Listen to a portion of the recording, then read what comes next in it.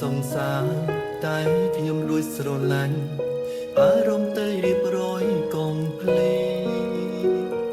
ខ្ញុំបងបួលគេស្និទ្ធខ្ញុំបងបួលគេស្នេហ៍ហើយចង់ទុកត្រឹមតែជាក្លេងសើតែយកចិនតុងដាំងហើយហៅអូនសំឡាញ់បើសង្សារគេលីច្បាស់ជាចិត្តខ្លាំង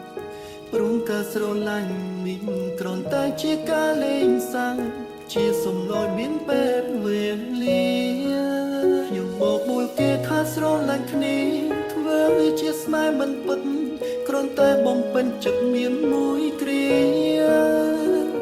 តែពេលបានគេនៅក្បែរបាត់គេចឹងរងនេះតែនឹកទៀមទីរកគេគ្មានស្បើយពេលដឹងគេនៅចិត្តសង្សារគេ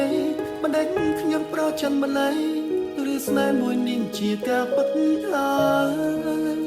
ពេលខ្លះបនឲ្យគេបាយគ្នាពោះហេតុម្ល៉េះខ្ញុំអើយមិនដឹងចង់ក្រោយហេតុអ្វីខ្ញុំមានអារម្មណ៍ឈឺចាប់ខ្សើខ្សើ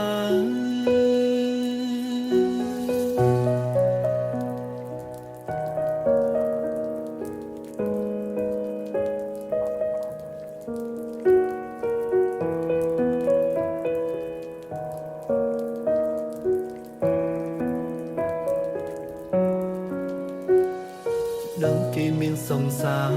តែខ្ញុំលួចស្រឡាញ់អារម្មណ៍តែរៀបរយកងភ្លេង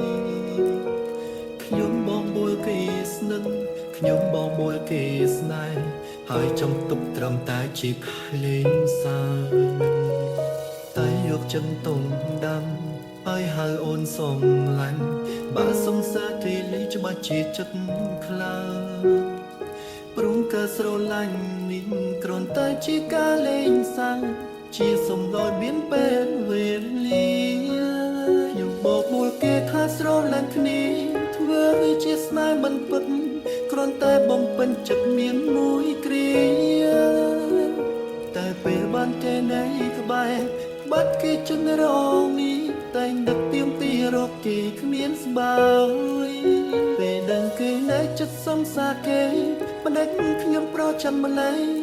ឬស្នេហ៍មួយនេះជាការពិតហើយ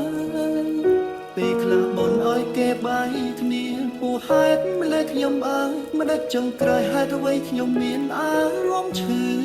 ឈឺចាប់ខ្សើខ្សើខ្ញុំបោកមួយគេថាស្រឡាញ់គ្នាធ្វើជាស្នេហ៍មិនពិត